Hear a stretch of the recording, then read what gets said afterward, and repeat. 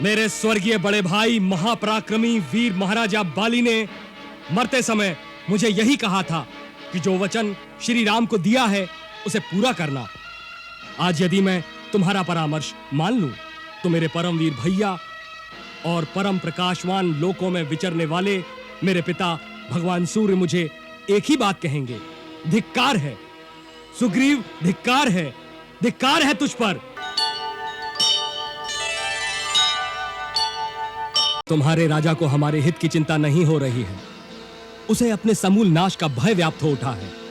वो जानता है कि श्री राम प्रभु के साथ सुग्रीव का सैन्य बल नहीं, सर्वनाश की भीषण लपटें लंका को भस्म करने के लिए लपक रही हैं।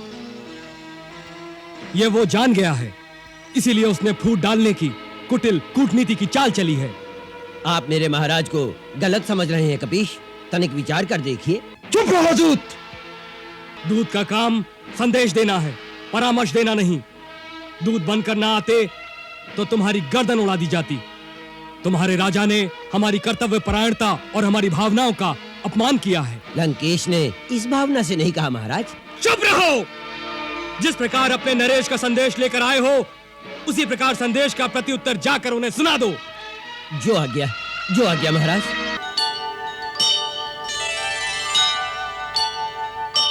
अपने कुटिल कपटी कूटनीतिज्ञ राजा को कह देना, किष्किंधा का वानर अपना हित अनहित भली भांति जानता है। सावधान कर देना उस दुराचारी को। उससे मित्रता नहीं शत्रुता करके उसके दुष्कर्म का दंड देने के लिए किष्किंधा का एक एक वानर सैनिक उतावला हो रहा है। हमारी और उसकी मित्रता की कोई संधि नहीं है। हमारी संधि केवल श्री राम से है, और वो संधि केवल इस लोक की नहीं परलोक की भी है, क्योंकि वही तीनों लोकों के स्वामी स्वयं भगवान है। रावण से कहना श्री राम को अब भी पहचान ले। जो सबको भवसागर से पार ले जाते हैं वह हमें इस समुद्र से पार नहीं ले जाएंगे क्या?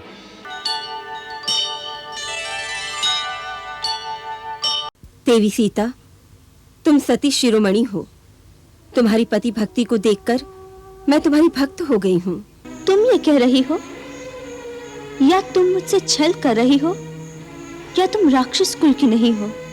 हूँ तो राक्षस कुल की, पर राक्षसों में भी एक भावना होती है, स्त्री सुलभ दया और ममता होती है। इस अवस्था में मुझे जीकर भी क्या करना है? इसका अर्थ ये हुआ कि तुम्हें अपने रघुवंशी पति के प्रेम और बल पर विश्वास नहीं है। ये तुम क्या कह रही हो त्रिजटा?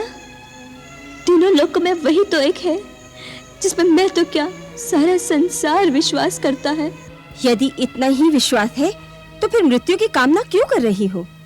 जिस पापी ने तुम पर अत्याचार किया उसका अंत अपनी आंखों से नहीं देखोगी?